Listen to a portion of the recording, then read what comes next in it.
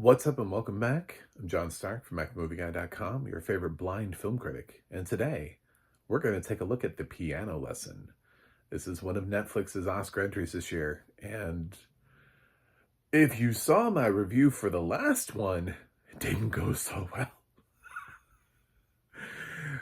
Luckily, Netflix has audio description on this one. It's actually done by Descriptive Video Works. I'm unfamiliar with the writer and narrator, but I'm going to talk about the audio description parts of this at the end because the stuff that I really need to get into is spoilery. So saving the spoilers for the end. You're safe. Just safe at home. It's okay. No spoilers. This film stars John David Washington, Danielle Detweiler, Samuel L. Jackson, Ray Fisher, Corey Hawkins, and I guess Erykah Badu and Erykah Hinton, but not really. I mean, kind of like once you trail away from like Corey and Ray Fisher, it's everybody else has like there is a little girl. I forgot her name, but there's a little girl who has quite a bit of screen time. But kind of everybody else after that, there's a precipitous drop in participation within the film.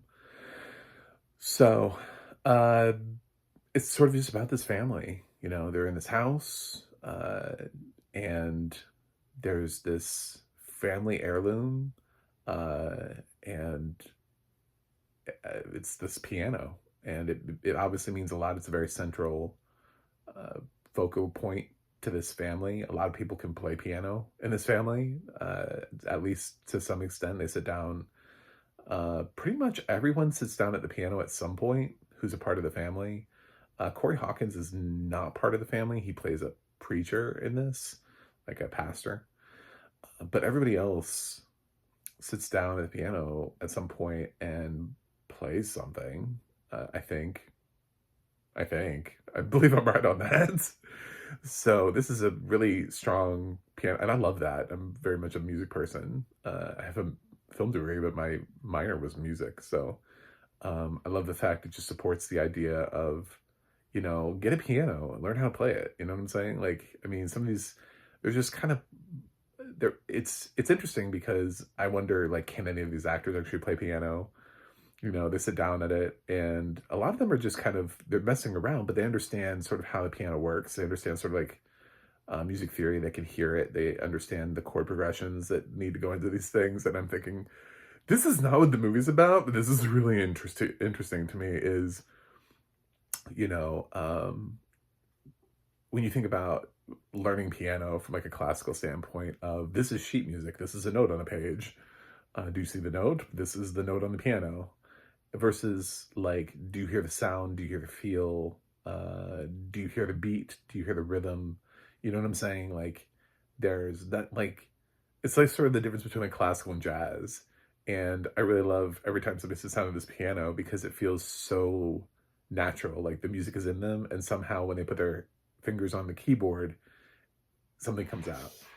And that's what they're trying to teach the youngest girl is sort of pass down whatever little bit of piano knowledge they have. So it, if anything, for the title of the film, The Piano Lesson, it sort of feels like it's a lesson for this child. That's how I interpret it anyway, because she's almost always watching. She's very observant. She's always around.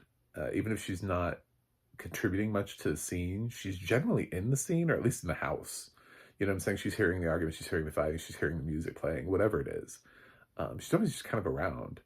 And that's what I think the lesson is. Anyway, that's my interpretation. It may be stupid. It's okay. But August Wilson, I think, has a lot of layers to the things that he writes. And Malcolm Washington, who has adapted this for this film adaptation and also directed it, has taken the work and he's trying to do something with it, obviously, but I'm not like 100% sure it's successful. And I don't think he's just experienced enough to be able to do what he needs to do here in order to produce the film. he relies heavily on the fact that he got a cast. And there are scenes where I was like, I don't even know what's happening or if this is even important. But the energy here is like fire. Like, like this is one of those films where it's like, it doesn't have, like a lot of people are like, I don't know what his Oscar chances are. And I'm like, yeah, but I'm really interested to see if it can get a SAG Ensemble nomination because I can't fault really anybody in the cast. I do kind of look at the people though, because like of the performances, there are ones that I found to be more interesting. And I would elevate that. Oh my God, Danielle Detweiler. Just, like, I feel so. I watched. If you're watching this, I've already done my supporting actress, most recent supporting actress predictions, and I acknowledge the fact of what I'm just not predicting horror movies. It's hard. Everybody does it every year, and this film leans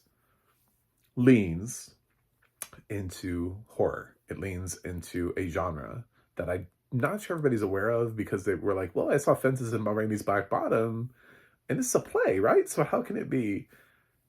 Yeah, there is a little bit of that. And because of that, I kind of wonder if that's going to cancel the film out. And because people are looking at this pretty much strictly as a campaign for Danielle Detweiler, is that going to be enough? I mean, when you think about Demi Moore for The Substance, are you going to be able to get that? And yes, Danielle is owed an Oscar nomination at this point. And by the way, if she doesn't get nominated for this, she will be so fucking owed an Oscar nomination. She'll get into that category where people start like listing people who should have been nominated already because there are two various obvious performances of hers where she was very much in the running now and missed. It's still very upsetting to me that she missed for Till. So the fact that she may miss for this is just, she's one of my favorite performances of the year, easily, if not my favorite performance in supporting actress. I don't know if she'll stay there. I still have a whole lot of films to say, so don't hold me to that. But has a shot at being my favorite supporting actress performance of the year. I just thought she was incredible. The way that she carries this. She has so many times, too, where the audio description just supports her through her silence, through the way she just sort of stands. And it notices the choices that she's making as an actress to just sort of stand and hold her, just stay strong, just cross her arms and kind of just stare somebody down or just observe. She's often just a quiet observer. It's like she's tired of all these men trifling around her. So she's a lot of times just like John David Washington has all these moments where he just goes off in these long monologues and she'll just stare at him. And you just feel the presence, even as a blind person. I'm just like, I just feel Danielle Detweiler. Like, just being there, like the presence of her. Because as soon as she re-enters, as soon as she's given something to say or speak or do, it's like she was just waiting. Do you know what I'm saying? Like, it's just like she's waiting to pounce on the scene and she's going to attack. She's like, okay, I've heard your piece, but now you're going to hear mine. She's ferocious in this. And I love Danielle Detweiler. This is easily, if you're like, oh, why should I watch the Pamela's? I'd be like, for Danielle Detweiler. I've easily. To be fair, I actually really did like John David Washington in this. A lot of people don't give him enough credit because he's not his dad. Listen, if we did that with everybody, Michael Douglas wouldn't have a career. You know what I'm saying? Like, I mean, there's so many people out there who have come around as like the second generation of people. I mean, think about like all the Fondas. Sorry. Well, you're not Henry Fonda, so bye. At some point, you have to just kind of accept that he has something there.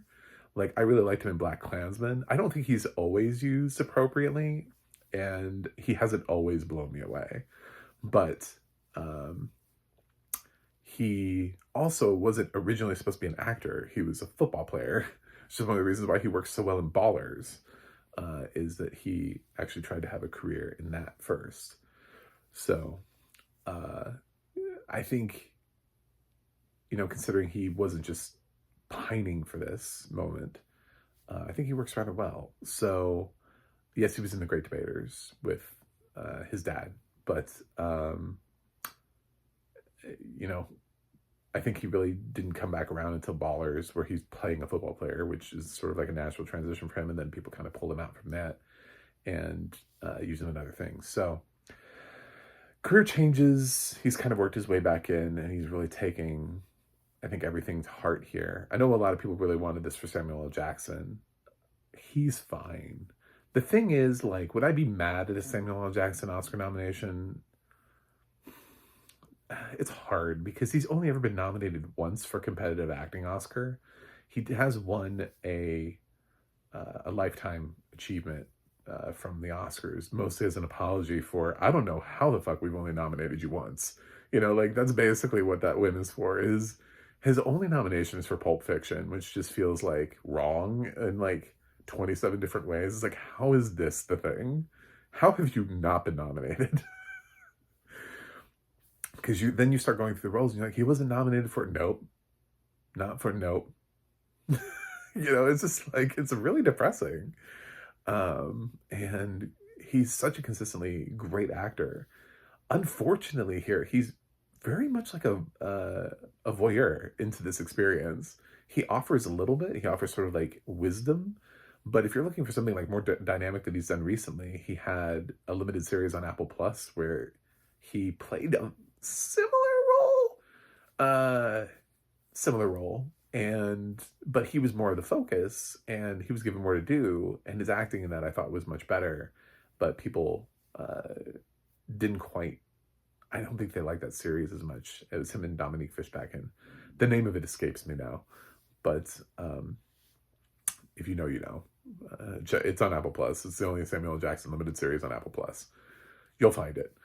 The rest of the cast, I saw a couple of people who were like, Ray Fisher's the best thing in this movie. I was like, rude. That's my reaction. It's not that Ray Fisher's bad, but it's just rude to say that anybody is better than Danielle Detweiler. It's just rude. So that's my reaction. All you critics who tried to pull Ray Fisher out, like you're trying to, like, I don't know, give him justice for Justice League or something. Fuck you. Go back down. Go sit. Stand. Go away.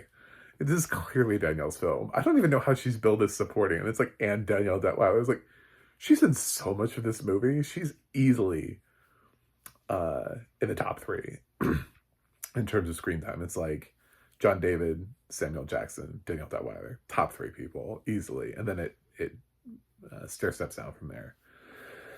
So she's so integral, especially to the core of the movie, which is the fact that there's this hint that they're seeing ghosts in its house. And that becomes this thing is, well, maybe Bernice is crazy. Maybe she's not really seeing ghosts. Oh, well, her daughter's seeing ghosts too.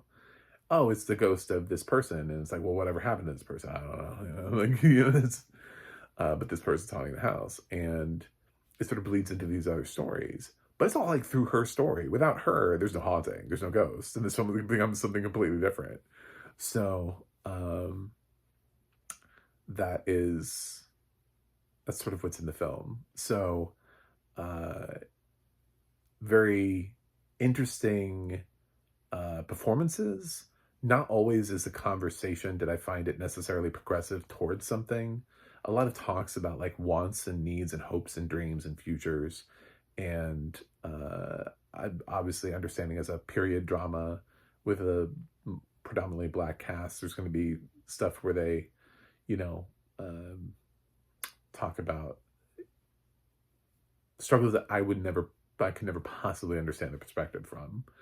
I think about stuff though, like generational wealth and this family heirloom that John David Washington is so quick to try to sell, this piano. Well, that's an example in many ways of generational wealth. It's something that's clearly been passed down to them. It's something that they own, that's theirs, and he wants to get rid of it. So while he's lamenting his lot in life and wondering how he makes his way in life, he really wants to get rid of this one thing that is sort of the centerpiece of this family in many ways. that connects everybody, because basically everybody can sit down at the piano and play it. So um, I'm not really fully sure that he understands everything until uh, after everything has happened and the movie ends. But that's kind of like, the movie kind of ends in this unsatisfying manner, because instead of choosing him to vocalize the fact that he, like, fuck, I was wrong, you know what I'm saying? Like, he doesn't, it just kind of like, it's like, do you understand? Like, do you get it? Do you understand what that means now? Like all of the things that you were saying that you never had, you actually had. Like, there's a lot of complexity in what August Wilson writes. And I'm not 100% sure that all of it landed. I'm not 100% sure Malcolm Washington fully got everything out there in the way that he wanted to. I think there are just more layers, and I think a more accomplished director writer combo for this would have been great. Just to see what it is that what they would have done with it. Um, it just comes out as okay, powered by some Titan performances, namely Danielle. So yeah, that's all the praise that I'm gonna leap on Piano Lesson. It's uneven. I'm not saying this is not gonna be my top 10 for the year. It's certainly not. Because as a film, I don't think it fully works. And it's interesting because some people, I've heard many different things. Like, this is their favorite August Wilson adaptation, or they haven't really liked any of the August Wilson, or they find that even though they liked them once, they don't want to rewatch them again. I still think Fences was really strong, and I think that was probably the best of the adaptations thus far, in terms of uh, movies I would want to watch again, or movies I would just want to sit and absorb. And that again is powered by strong performances. So August Wilson is just a vessel for actors. It's what they take from the text. And it's about a director being able to recognize what the subtext is in a lot of August Wilson's work. Like, what do things mean? What are we really trying to say here? What is the Black experience that we are pushing out of these films through August Wilson's work? And while Denzel recognized that through Fences and captures a lot of that in Fences, arguably Marini's Black Bottom does the same. I just didn't find it as interesting of a story as Fences was, like as compelling of a tale. But it does basically seem to understand what it is, why it's there, what is it doing, and gets like a really great performance from Chadwick Boseman, final performance from Chadwick Boseman. And then we have this, where I think Malcolm Washington once saw Piano Lesson and was like, this looks really cool, and I would really love to adapt this. But I'm not 100% sure he understood why. And that's why I think maybe this film is having a little bit of disconnect. So, yeah, those are my thoughts. I'm going to have to dive a little bit into spoiler territory because I want to talk about audio description. Specifically, and again, I'm not trying to get into like heavy spoiler territory, but probably the one thing that if I was QCing this that I noticed was, since the film is diving into horror a lot, the audio description never feels like it is. Like, it never wants to really go there fully. It never wants to embrace. I really liked the audio description regarding the footprints. I thought that was a nice touch, but also later towards the end, when you sort of actually manifest the ghost, he seems to actually sort of take form. There's a note in the description about him grabbing John David's character and holding him up, and I'm like, I don't know what he looks like fully as a ghost. Like, is he a creepy ghost? Is he just sort of like, you know how sometimes that they just kind of put like that shine on them to make somebody look like a ghost, but basically they just look like a real person. They're just sort of like a little bit see-through. Is it like that? I kind of feel like he was under-described as a ghost, and so I don't know whether or not to be scared or menaced, or is he, I mean, is this like The Conjuring? Like, is he a really messed up looking ghost? Does he look like how he was when he died. Did he die in a horrific way and his ghost came back with all of the injuries and stuff from his death? Because as he materializes more and more, he becomes sort of like this thing where like people can see him, or there's a shadow or a presence or whatever. And especially sort of, I think in that film's climax, is he, there isn't like any sort of like mention of facial expression or anything coming from this ghost. So I didn't really understand and that to me, when you're in that moment, and it very much is like, we've been building to this. I think he has to come as a part of it. He has to come into this film too. So if there's something there that we can see, great. But if it's just this shape, this indistinguishable shape, then how does anybody ever know who he is? Because he is sort of labeled. It does tell you who he is. So I was definitely left a little cold by just the choices made in that regard. I think everything else was really great. Like, it's like the team from Fences came in here thinking, we're going to do another August Wilson work. And they weren't ready for what Malcolm is throwing them in terms of the horror angle here, and whether or not, it's like, how horrifying is it? Is it at all? Is it, I'm thinking, one thing, like visually, like there are ghosts that kind of float in, like in Casper. At the end of Casper, he's been chasing his wife the whole time, and then she just kind of like floats down, looking all beautiful and stuff, and she's like, I am here. But like they've given her this like glimmer and shine, like, ooh, but I'm not really here. Like that kind of thing. Or is it like really just like are people in theaters like screaming? Like, what is this? What is the reaction? Because, when I'm on Netflix, I'm not like with necessarily a room full of people. So I don't even know if I'm supposed to be scared right now. Like, the thing about John David's character is he's not a terribly likable person. So in that moment, you don't actually know if this is something. I'm not like, maybe this is what needs to happen. Maybe this is how they keep the piano in the house. Maybe this is what Danielle is wanting to have happen. Maybe this ghost is there to protect her in the end. The only two people who can see it are Danielle and the little girl. Maybe this ghost is a protector. I don't know. Maybe because John David is really close to being like a massive fucking dick when he gets attacked.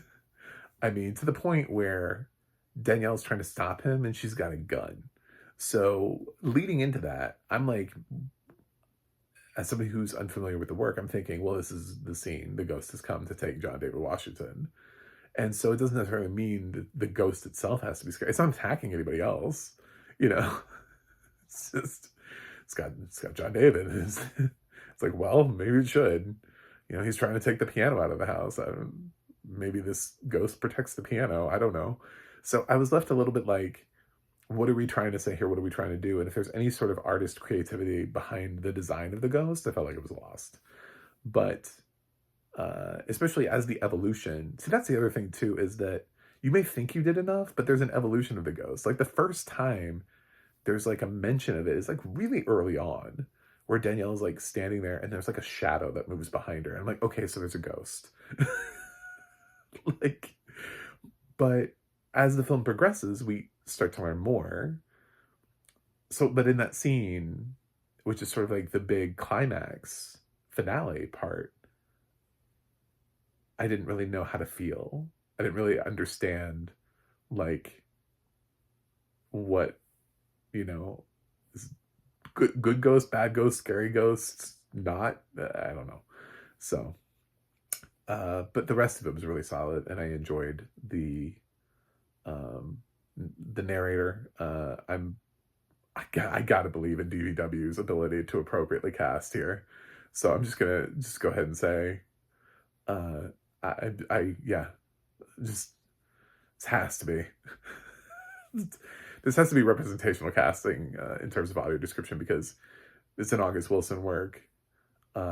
This is like an entirely black cast. Like if we if you went out and found white people to do this, that's just disappointing. So I'm just gonna assume everybody is appropriately cast, because I just know DVW's mission is to try to do that.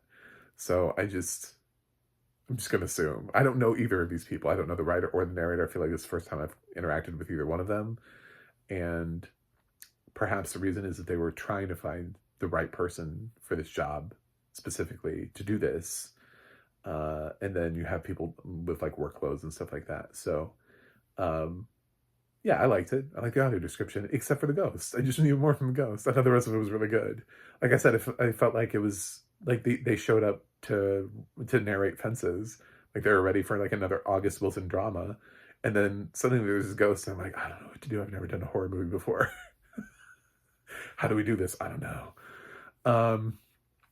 So you got to be willing to sometimes dive in to that element. And if there's something that's a little scary or spooky or gory or whatever, that's suddenly in a movie that we wouldn't see otherwise. I think The Green Mile is probably a really great example for a film that leans horror a couple of times, but is not definitively horror. But there's at least one scene where it's like, if you don't describe that movie well enough, that scene, then it kind of does the blind audience a disservice. I mean, so, but as far as the grade, the piano lesson, now I have to grade it. I tend to lean in on the things when I think about actors, and I'm like, well, the actors came in here and they gave great performances.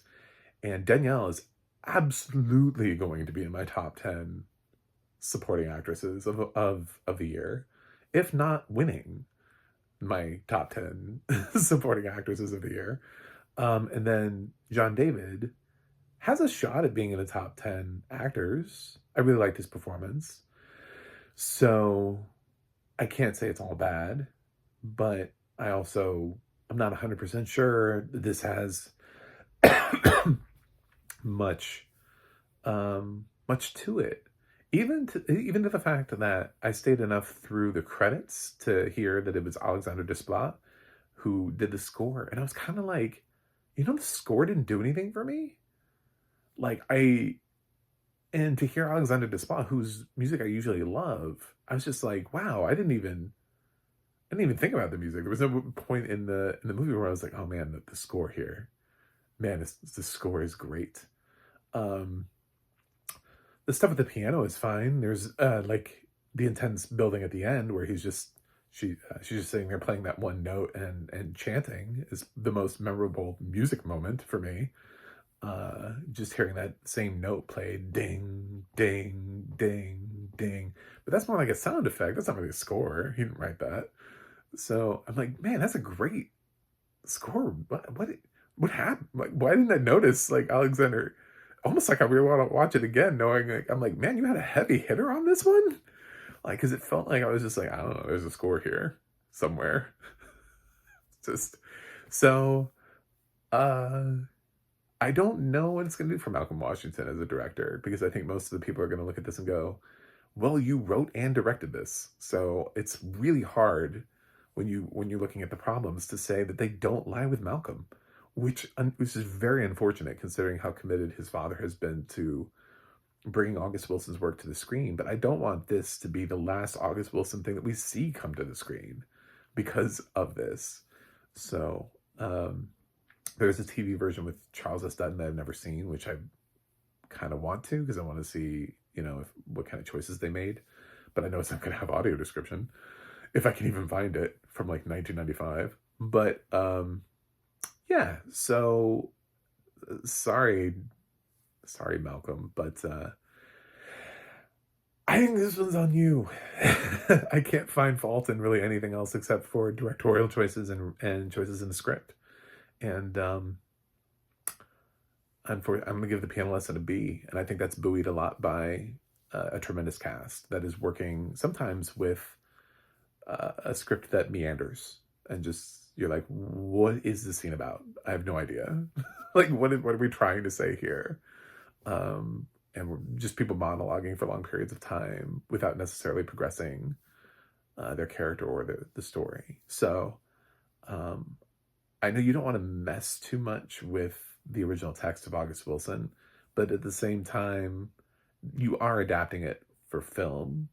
So it seems sort of blasphemous to say if something's not working cinematically, if you can't make something work cinematically, then it probably shouldn't be there. If that means trimming dialogue down, then that's what that means. Like if it just doesn't, if you can't present it in a way, and it just drags it, either you shouldn't be the writer director, or you you have to learn to trim. I mean, they do it with musicals all the time. We like lose entire musical numbers from musicals. So I don't understand what the fucking problem is if we lost like what happened to that scene that was in the stage play? Well, it just doesn't work. We trimmed it. We cut it down. So anyway, thanks for watching. Thanks for subscribing, and I will see you guys on the other side. Thank you, Netflix, for providing audio description on an Oscar bait movie. That was nice. Very nice of you to do that.